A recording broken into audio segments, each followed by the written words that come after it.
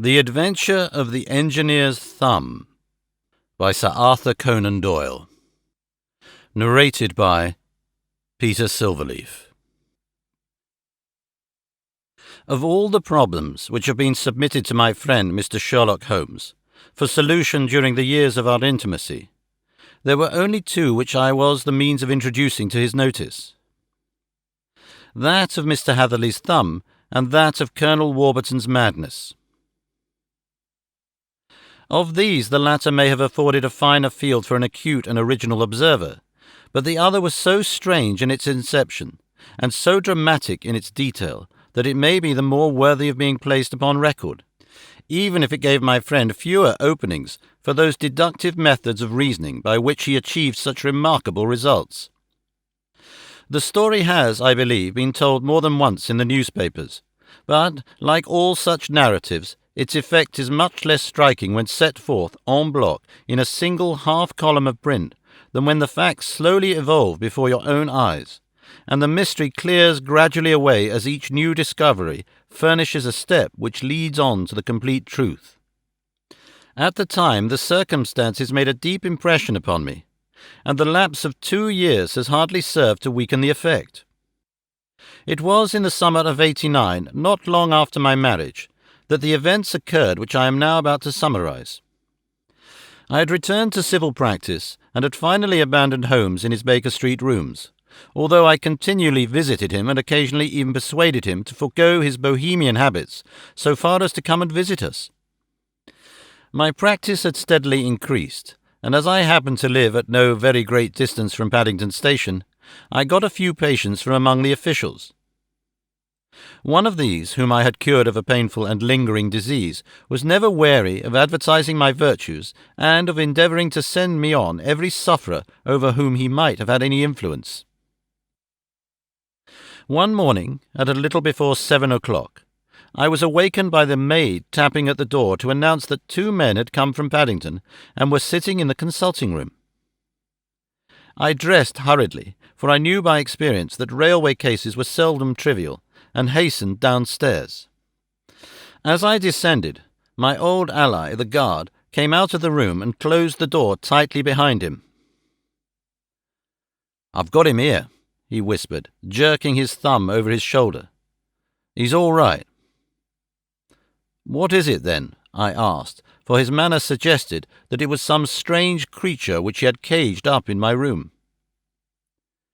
"It's a new patient," he whispered. "I thought I'd bring him round myself, though he couldn't slip away.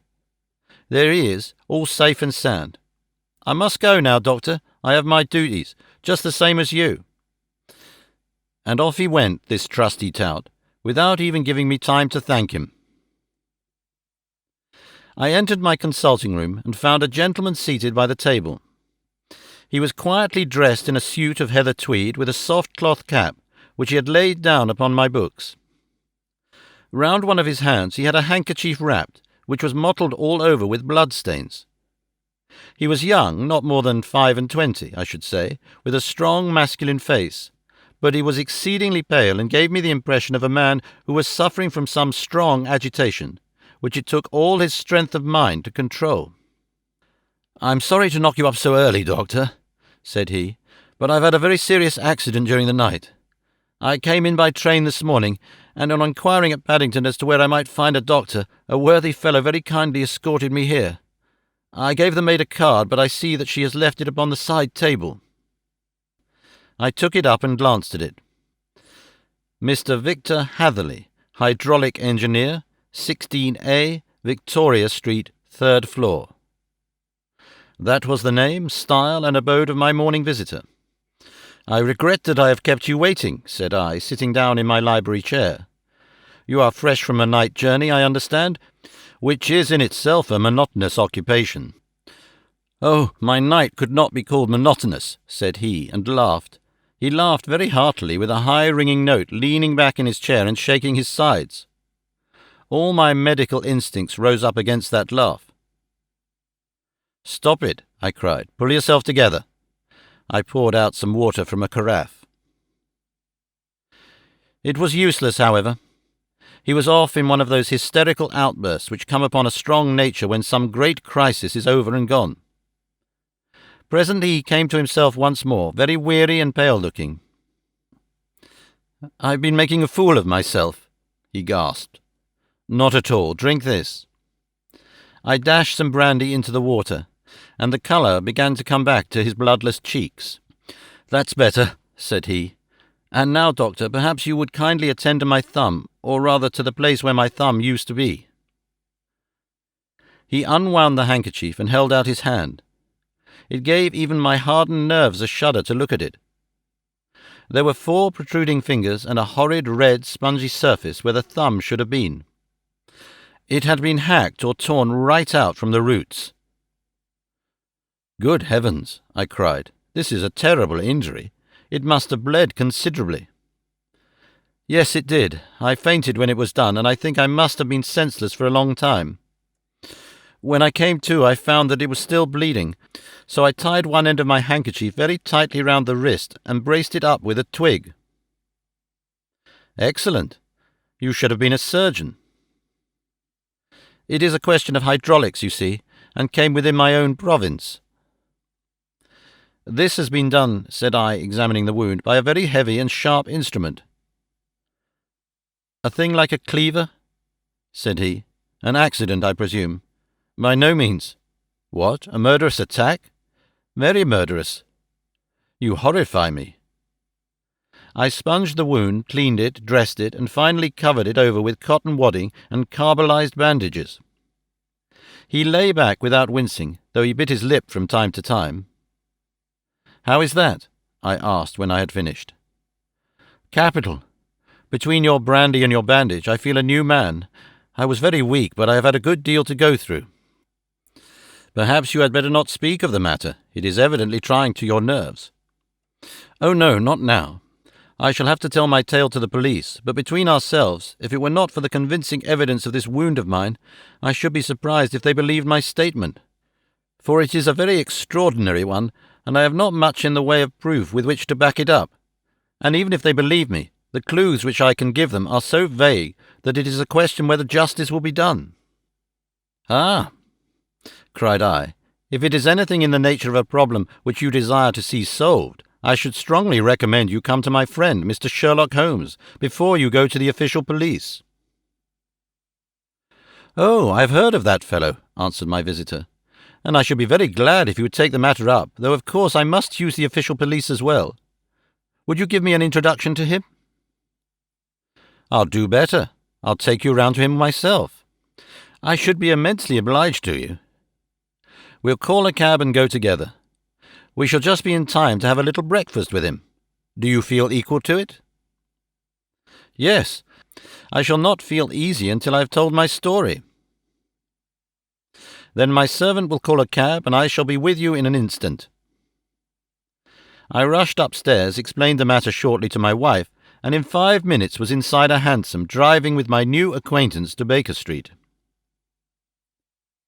Sherlock Holmes was, as I expected, lounging about his sitting-room in his dressing-gown, reading the agony column of the Times and smoking his before-breakfast pipe, which was composed of all the plugs and dottles left from his smokes of the day before, all carefully dried and collected on the corner of the mantelpiece. He received us in his quietly genial fashion, ordered fresh rashers and eggs, and joined us in a hearty meal.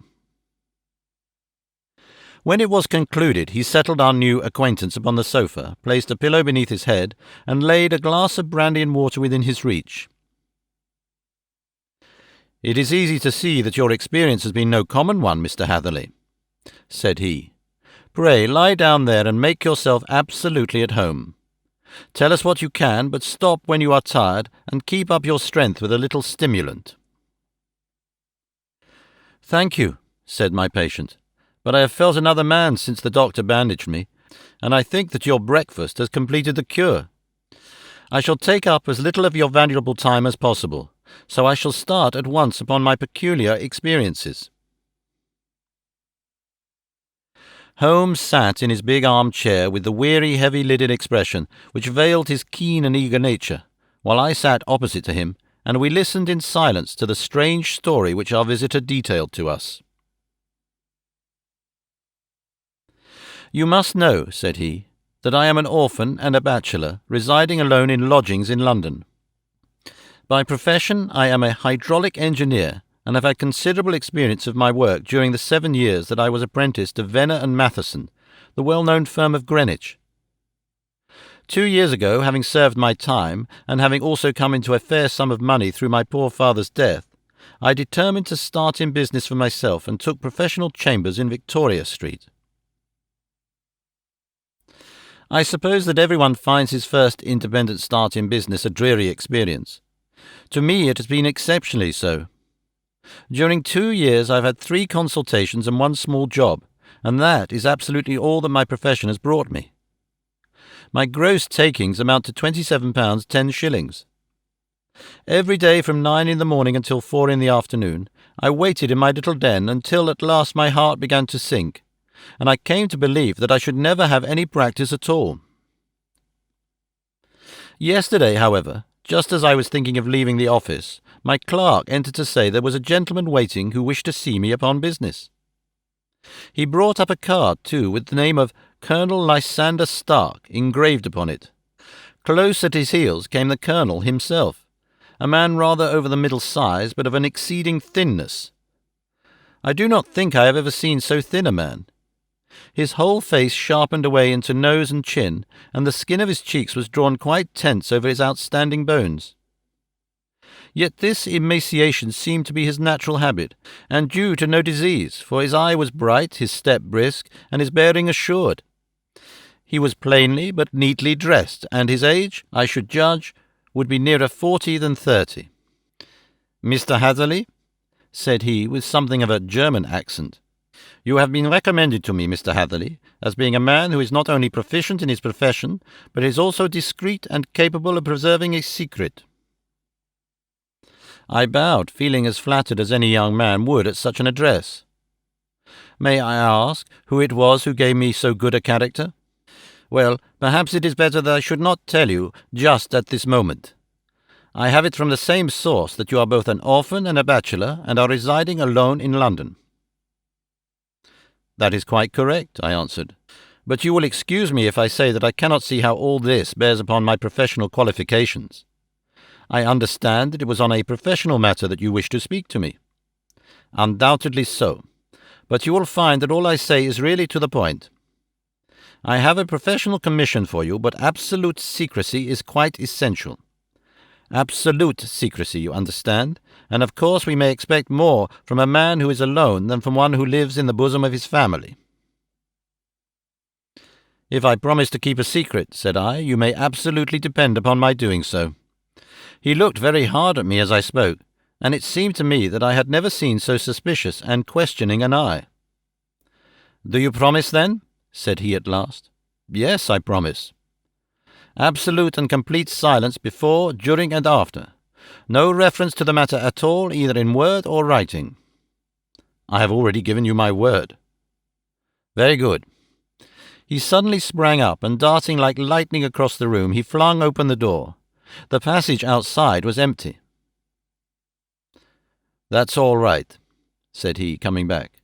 "I know that clerks are sometimes curious as to their master's affairs. Now we can talk in safety." He drew up his chair very close to mine and began to stare at me again with the same questioning and thoughtful look. A feeling of repulsion and of something akin to fear had begun to rise within me at the strange antics of this fleshless man. Even my dread of losing a client could not restrain me from showing my impatience. "I beg that you will state your business, sir," said I. "My time is of value." Heaven forgive me for that last sentence, but the words came to my lips. "How would 50 guineas for a night's work suit you?" he asked. "Most admirably. I say a night's work, but an hour's would be nearer the mark. I simply want your opinion about a hydraulic stamping machine which has got out of gear. If you show us what is wrong, we shall soon set it right ourselves. What do you think of such a commission as that? The work appears to be light, and the pay munificent." "Precisely so. We shall want you to come tonight by the last train." "Where to?" "To Eyfoot, in Berkshire. It is a little place near the borders of Oxfordshire, and within 7 miles of Reading. There is a train from Paddington which would bring you there at about 11:15. Very good. I shall come down in a carriage to meet you. There is a drive, then? Yes, our little place is quite out in the country. It is a good 7 miles from Eyfoot Station. Then we can hardly get there before midnight. I suppose there would be no chance of a train back. I should be compelled to stop the night. Yes, we could easily give you a shakedown. That is very awkward. Could I not come at some more convenient hour? We have judged it best that you should come late. It is to recompense you for any inconvenience that we are paying to you, a young and unknown man, a fee which would buy an opinion from the very heads of your profession. Still, of course, if you would like to draw out of the business, there is plenty of time to do so. I thought of the 50 guineas, and of how very useful they would be to me. Not at all, said I. I shall be very happy to accommodate myself to your wishes. I should like, however, to understand a little more clearly what it is that you wish me to do. Quite so. It is very natural that the pledge of secrecy which we have exacted from you should have aroused your curiosity. I have no wish to commit you to anything without your having it all laid before you. I suppose that we are absolutely safe from eavesdroppers? Entirely. Then the matter stands thus. You are probably aware that fuller's earth is a valuable product, and that it is only found in 1 or 2 places in England. I have heard so.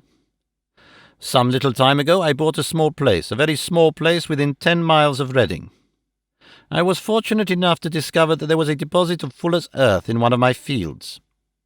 On examining it, however, I found that this deposit was a comparatively small one, and that it formed a link between 2 very much larger ones upon the right and left, both of them, however, in the grounds of my neighbours. These good people were absolutely ignorant that their land contained that which was quite as valuable as a gold mine. Naturally, it was to my interest to buy their land before they discovered its true value, but unfortunately I had no capital by which I could do this. I took a few of my friends into the secret, however, and they suggested that we should quietly and secretly work our own little deposit, and that in this way we should earn the money which would enable us to buy the neighbouring fields. This we have now been doing for some time, and in order to help us in our operations, we erected a hydraulic press. This press, as I have already explained, has got out of order, and we wish your advice upon the subject. We guard our secret very jealously, however, and if it once became known that we had hydraulic engineers coming to our little house, it would soon rouse inquiry, and then, if the facts came out, it would be good-bye to any chance of getting these fields and carrying out our plans. That is why I have made you promise me that you will not tell a human being that you are going to Eyfoot tonight. I hope that I make it all plain. I quite follow you, said I. The only point which I could not quite understand was what use you could make of a hydraulic press in excavating fuller's earth, which, as I understand, is dug out like gravel from a pit. Ah, said he carelessly. We have our own processes. We compress the earth into bricks so as to remove them without revealing what they are. But that is a mere detail. I have taken you fully into my confidence now, Mr. Hatherley, and I have shown you how I trust you. He rose as he spoke. I shall expect you then at Eyfoot at 11:15. I shall certainly be there. And not a word to a soul. He looked at me with a last long questioning gaze, and then, pressing my hand in a cold, dank grasp, he hurried from the room. Well, when I came to think it all over in cool blood, I was very much astonished, as you may both think, at this sudden commission which had been entrusted to me. On the one hand, of course, I was glad, for the fee was at least tenfold what I should have been asked had I set a price upon my own services, and it was possible that this order might lead to other ones.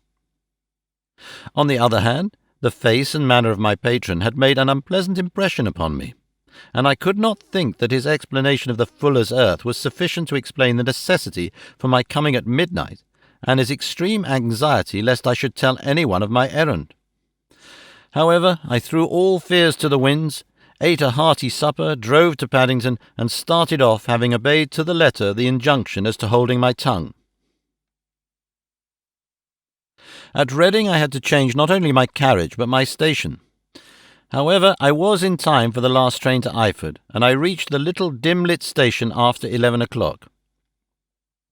I was the only passenger who got out there, and there was no one upon the platform save a single sleepy porter with a lantern. As I passed out through the wicket gate, however, I found my acquaintance of the morning waiting in the shadow upon the other side. Without a word he grasped my arm and hurried me into a carriage, the door of which was standing open. He drew up the windows on either side, tapped on the woodwork, and away we went as fast as the horse would go. "One horse?" interjected Holmes. "Yes, only one. Did you observe the colour?" "Yes, I saw it by the side lights when I was stepping into the carriage. It was a chestnut." "Tired-looking or fresh?" "Oh, fresh and glossy." "Thank you. I am sorry to have interrupted you. Pray continue your most interesting statement." Away we went then, and we drove for at least an hour. Colonel Lysander Stark had said that it was only 7 miles, but I should think, from the rate that we seemed to go, and from the time that we took, that it must have been nearer 12. He sat at my side in silence all the time, and I was aware more than once when I glanced in his direction that he was looking at me with great intensity. The country roads seemed to be not very good in that part of the world, for we lurched and jolted terribly. I tried to look out of the windows to see something of where we were, but they were made of frosted glass, and I could make out nothing save the occasional bright blur of a passing light. Now and then I hazarded some remark to break the monotony of the journey, but the Colonel answered only in monosyllables, and the conversation soon flagged. At last, however, the bumping of the road was exchanged for the crisp smoothness of a gravel drive, and the carriage came to a stand. Colonel Lysander Stark sprang out, and, as I followed after him, pulled me swiftly into a porch which gaped in front of us. We stepped, as it were, right out of the carriage and into the hall, so that I failed to catch the most fleeting glance of the front of the house. The instant that I had crossed the threshold, the door slammed heavily behind us, and I heard faintly the rattle of the wheels as the carriage drove away. It was pitch dark inside the house, and the Colonel fumbled about looking for matches and muttering under his breath.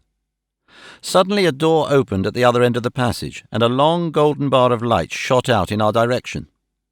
It grew broader, and a woman appeared with a lamp in her hand, which she held above her head, pushing her face forward and peering at us. I could see that she was pretty, and from the gloss with which the light shone upon her dark dress, I knew that it was a rich material. She spoke a few words in a foreign tongue, in a tone as though asking a question, and when my companion answered in a gruff monosyllable, she gave such a start that the lamp nearly fell from her hand. Colonel Stark went up to her, whispered something in her ear, and then, pushing her back into the room from whence she had come, he walked towards me again with the lamp in his hand. "Perhaps you will have the kindness to wait in this room for a few minutes," said he, throwing open another door. It was a quiet little plainly furnished room with a round table in the centre, on which several German books were scattered. Colonel Stark laid down the lamp on the top of a harmonium beside the door. "I shall not keep you waiting an instant," said he, and vanished into the darkness. I glanced at the books upon the table, and in spite of my ignorance of German, I could see that 2 of them were treatises on science, the others being volumes of poetry. Then I walked across to the window, hoping that I might catch some glimpse of the countryside, but an oak shutter, heavily barred, was folded across it. It was a wonderfully silent house. There was an old clock ticking loudly somewhere in the passage, but otherwise everything was deadly still. A vague feeling of uneasiness began to steal over me. Who were these German people, and what were they doing living in this strange, out-of-the-way place? And where was the place? I was 10 miles or so from Eyford, and that was all I knew, but whether north, south, east or west I had no idea. For that matter, Reading and possibly other large towns were within that radius, so the place might not be so secluded after all. Yet it was quite certain, from the absolute stillness, that we were in the country. I paced up and down the room, humming a tune under my breath to keep up my spirits, and feeling that I was thoroughly earning my 50-guinea fee. Suddenly, without any preliminary sound in the midst of the utter stillness, the door of my room swung slowly open. The woman was standing in the aperture, the darkness of the hall behind her, the yellow light from my lamp beating upon her eager and beautiful face. I could see at a glance that she was sick with fear, and the sight sent a chill to my own heart. She held up one shaking finger to warn me to be silent, and she shot a few whispered words of broken English at me, her eyes glancing back like those of a frightened horse into the gloom behind her. "I would go," said she, trying hard, as it seemed to me, to speak calmly. "I would go. I should not stay here. There is no good for you to do." "But, madam," said I have not yet done what I came for. I cannot possibly leave until I have seen the machine." "It is not worth your while to wait," she went on. "You can pass through the door. No one hinders." And then, seeing that I smiled and shook my head, she suddenly threw aside her constraint and made a step forward, with her hands wrung together. "For the love of heaven," she whispered, "get away from here before it is too late." But I am somewhat headstrong by nature, and the more ready to engage in an affair when there is some obstacle in the way. I thought of my 50-guinea fee, of my wearisome journey, and of the unpleasant night which seemed to be before me. Was it all to go for nothing? Why should I slink away without having carried out my commission, and without the payment which was my due? This woman might, for all I knew, be a monomaniac. With a stout bearing, therefore, though her manner had shaken me more than I cared to confess, I still shook my head and declared my intention of remaining where I was. She was about to renew her entreaties when a door slammed overhead, and the sound of several footsteps was heard upon the stairs. She listened for an instant, threw up her hands with a despairing gesture, and vanished as suddenly and as noiselessly as she had come. The newcomers were Colonel Lysander Stark and a short, thick man with a chinchilla beard growing out of the creases of his double chin, who was introduced to me as Mr. Ferguson. "This is my secretary and manager," said the Colonel. "By the way, I was under the impression that I left this door shut just now. I fear that you have felt the draught." "On the contrary," said I opened the door myself because I felt the room to be a little close." He shot one of his suspicious looks at me.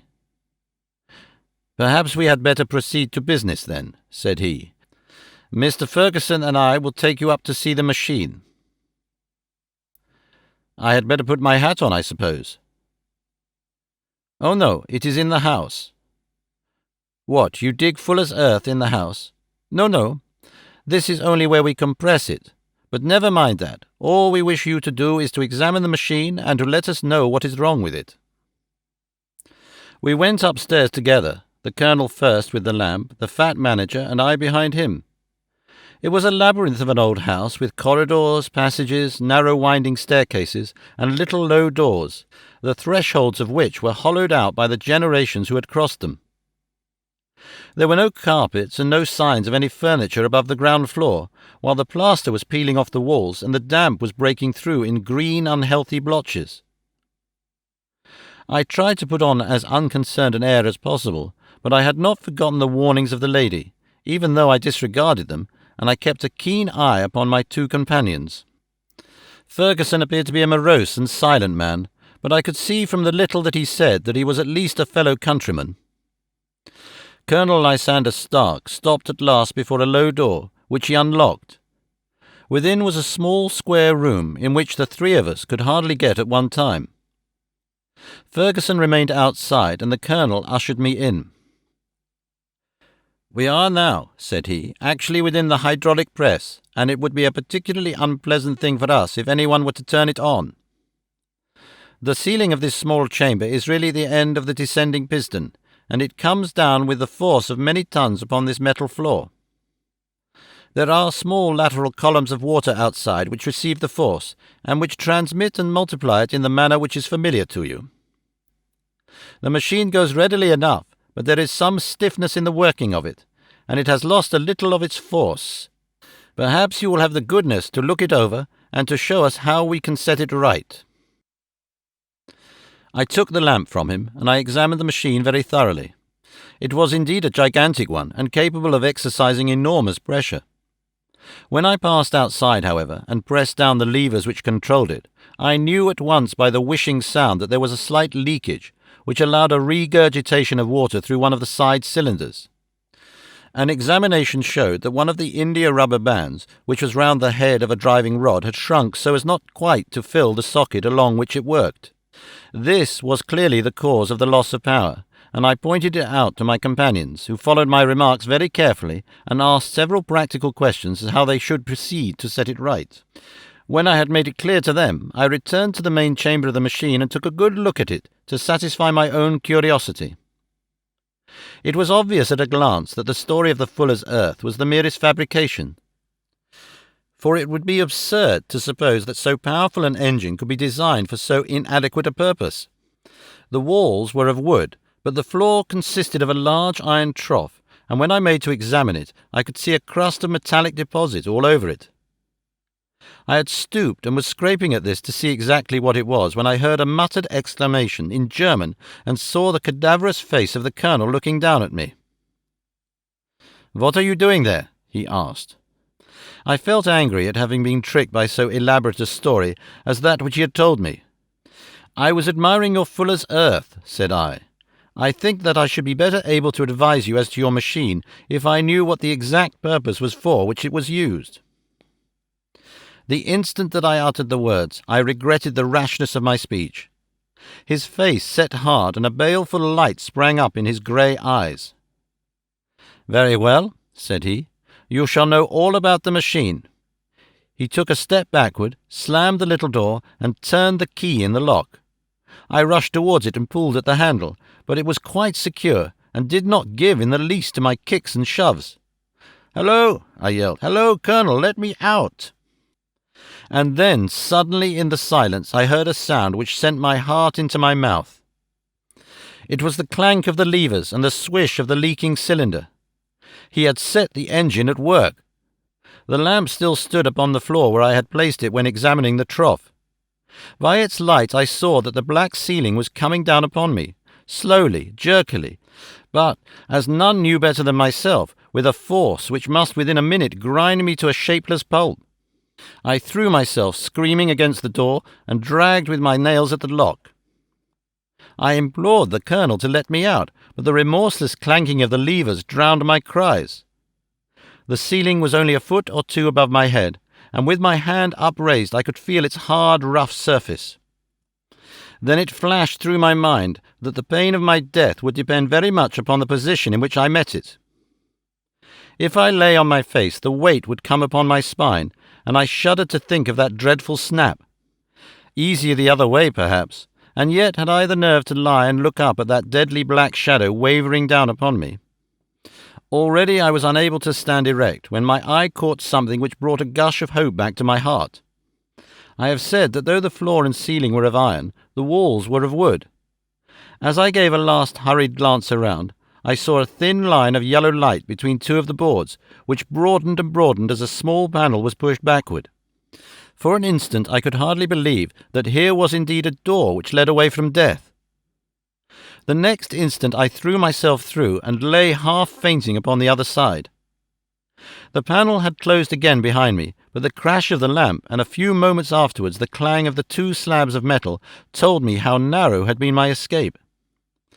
I was recalled to myself by a frantic plucking at my wrist, and I found myself lying upon the stone floor of a narrow corridor, while a woman bent over me and tugged at me with her left hand, while she held a candle in her right. It was the same good friend whose warning I had so foolishly rejected. "Come, come," she cried breathlessly. "They will be here in a moment. They will see that you are not there. Oh, do not waste so precious time, but come." This time, at least, I did not scorn her advice. I staggered to my feet and ran with her along the corridor and down a winding stair. The latter led to another broad passage, and just as we reached it we heard the sound of running feet and the shouting of two voices, one answering the other from the floor on which we were and from the one beneath. My guide stopped and looked about her like one who is at a wit's end. Then she threw open a door which led into a bedroom. through the window of which the moon was shining brightly. "It is your only chance," said she. "It is high, but it may be that you can jump it." As she spoke, a light sprang into view at the farther end of the passage, and I saw the lean figure of Colonel Lysander Stark rushing forward with a lantern in one hand and a weapon like a butcher's cleaver in the other. I rushed across the bedroom, flung open the window, and looked out. How quiet and sweet and wholesome the garden looked in the moonlight, and it could not be more than 30 feet down. I clambered out upon the sill, but I hesitated to jump until I should have heard what passed between my saviour and the ruffian who pursued me. If she were ill-used, then at any risks I was determined to go back to her assistance. The thought had hardly flashed through my mind before he was at the door, pushing his way past her, but she threw her arms round him and tried to hold him back. "Fritz, Fritz," she cried in English, "remember your promise after the last time. You said it should not be again. He will be silent. Oh, he will be silent." "You are mad, Elise," he shouted, struggling to break away from her. "You will be the ruin of us. He has seen too much. Let me pass, I say." He dashed her to one side and, rushing to the window, cut at me with his heavy weapon. I had let go myself and was hanging by the hands to the sill when his blow fell. I was conscious of a dull pain, my grip loosened, and I fell into the garden below. I was shaken but not hurt by the fall, so I picked myself up and rushed off among the bushes as hard as I could run, for I understood that I was far from being out of danger yet. Suddenly, however, as I ran, a deadly dizziness and sickness came over me. I glanced down at my hand, which was throbbing painfully, and then, for the first time, saw that my thumb had been cut off and that the blood was pouring from my wound. I endeavoured to tie my handkerchief round it, but there came a sudden buzzing in my ears, and next moment I fell in a dead faint among the rose bushes. How long I remained unconscious I cannot tell. It must have been a very long time, for the moon had sunk and a bright morning was breaking when I came to myself. My clothes were all sodden with dew, and my coat sleeve was drenched with blood from my wounded thumb. The smarting of it recalled in an instant all the particulars of my night's adventure, and I sprang to my feet with the feeling that I might hardly yet be safe from my pursuers. But to my astonishment, when I came to look round me, neither house nor garden were to be seen. I had been lying in an angle of the hedge close by the high road, and just a little lower down was a long building, which proved, upon my approaching it, to be the very station at which I had arrived upon the previous night. Were it not for the ugly wound upon my hand, all that had passed during those dreadful hours might have been an evil dream. Half dazed, I went into the station and asked about the morning train. There would be one to Reading in less than an hour. The same porter was on duty, I found, as had been there when I arrived. I inquired of him whether he had ever heard of Colonel Lysander Stark. The name was strange to him. Had he observed a carriage the night before waiting for me? No, he had not. Was there a police station anywhere near? There was one about 3 miles off. It was too far for me to go, weak and ill as I was. I determined to wait until I got back to town before telling my story to the police. It was a little past 6 when I arrived, so I went first to have my wound dressed, and then the doctor was kind enough to bring me along here. I put the case into your hands and shall do exactly what you advise." We both sat in silence for some little time after listening to this extraordinary narrative. Then Sherlock Holmes pulled down from the shelf one of the ponderous commonplace books in which he placed his cuttings. "Here is an advertisement which will interest you," said he. "It appeared in all the papers about a year ago. Listen to this. Lost, on the 9th inst., Mr. Jeremiah Hayling, aged 26, a hydraulic engineer. Left his lodgings at 10 o'clock at night, and has not been heard of since. Was dressed in, etc., etc. Ha! That represents the last time that the Colonel needed to have his machine overhauled, I fancy." "Good heavens!" cried my patient. "Then that explains what the girl said." "Undoubtedly. It is quite clear that the Colonel was a cool and desperate man who was absolutely determined that nothing should stand in the way of his little game. Like those out-and-out pirates who will leave no survivor from a captured ship. Well, every moment now is precious, so if you feel equal to it, we shall go down to Scotland Yard at once as a preliminary to starting for Eyford. Some 3 hours or so afterwards, we were all in the train together, bound from Reading to the little Berkshire village. There were Sherlock Holmes, the hydraulic engineer, Inspector Bradstreet of Scotland Yard, a plainclothesman, and myself. Bradstreet had spread an ordnance map of the county out upon the seat, and was busy with his compass drawing a circle with Eyford for its centre. "There you are," said he. "That circle is drawn at a radius of 10 miles from the village. The place we want must be somewhere near that line. You said 10 miles, I think, sir?" "It was a good hour's drive." "And you think they brought you back all that way when you were unconscious?" "They must have done so.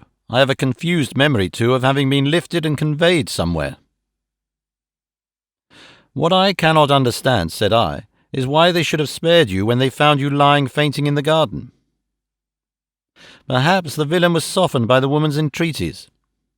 "I hardly think that likely. I never saw a more inexorable face in my life." "Oh, we shall soon clear up all that," said Bradstreet. "Well, I have drawn my circle, and I only wish to know at what point upon it the folk that we are in search of are to be found." "I think I could lay my finger on it," said Holmes quietly. "Really now," said the inspector, "you have formed your opinion? Come now, we shall see who agrees with you. I say it is south, for the country is more deserted there." "And I say east," said my patient. "I am for west," remarked the plainclothes man. "There are several quiet little villages up there." "I am for north," said I, "because there are no hills there, and our friend says that he did not notice the carriage go up any." "Come," cried the inspector, laughing, "it is a very pretty diversity of opinion. We have boxed the compass among us. Who do you give your casting vote to?" "You are all wrong." "But we can't all be." "Oh, yes, you can. This is my point." He placed his finger in the centre of the circle. "This is where we shall find them." "But the 12-mile drive," gasped Hatherley. 6 out and 6 back. Nothing simpler. You say yourself that the horse was fresh and glossy when you got in. How could it be that if it had gone 12 miles over heavy roads? "Indeed, it is a likely ruse enough," observed Bradstreet thoughtfully. "Of course, there can be no doubt as to the nature of this gang." "None at all," said Holmes. "They are coiners on a large scale, and they have used the machine to form the amalgam which has taken the place of silver." "We have known for some time that a clever gang was at work," said the inspector. "They have been turning out half-crowns by the thousand. We've even traced them as far as Reading, but could get no farther, for they had covered their traces in a way that showed that they were very old hands. But now, thanks to this lucky chance, I think that we have got them right enough." But the inspector was mistaken, for those criminals were not destined to fall into the hands of justice. As we rolled into Eyford Station, we saw a gigantic column of smoke which streamed up from behind a small clump of trees in the neighbourhood and hung like an immense ostrich feather over the landscape. "A house on fire?" asked Bradstreet as the train steamed off again on its way. "Yes, sir," said the station master. "When did it break out?" "I hear that it was during the night, sir, but it has got worse and the whole place is in a blaze." "Whose house is it?" "Dr. Beecher's." "Tell me," broke in the engineer, "is Dr. Beecher a German, very thin with a long, sharp nose?" The station master laughed heartily. "No, sir, Dr. Beecher is an Englishman, and there isn't a man in the parish who has a better lined waistcoat. But he has a gentleman staying with him, a patient as I understand, who is a foreigner, and he looks as if a little good Berkshire beef would do him no harm." The station master had not finished his speech before we were all hastening in the direction of the fire. The road topped a low hill, and there was a great widespread whitewashed building in front of us, sprouting fire at every chink and window. while in the garden in front 3 fire engines were vainly striving to keep the flames under. "That's it," cried Hatherley in intense excitement. "There is the gravel drive, and there are the rose bushes where I lay. That second window is the one that I jumped from." "Well, at least," said Holmes, "you have had your revenge upon them. There can be no question that it was your oil lamp which, when it was crushed in the press, set fire to the wooden walls, though no doubt they were too excited in the chase after you to observe it at the time. Now, keep your eyes open in this crowd for your friends of last night, though I very much fear that they are a good 100 miles off by now." And Holmes' fears came to be realized, for from that day to this no word has ever been heard either of the beautiful woman, the sinister German, or the morose Englishman. Early that morning a peasant had met a cart containing several people and some very bulky boxes driving rapidly in the direction of Reading. But there all traces of the fugitives disappeared, and even Holmes' ingenuity failed ever to discover the least clue as to their whereabouts. The firemen had been much perturbed at the strange arrangements which they had found within, and still more so by discovering a newly severed human thumb upon a window-sill of the second floor.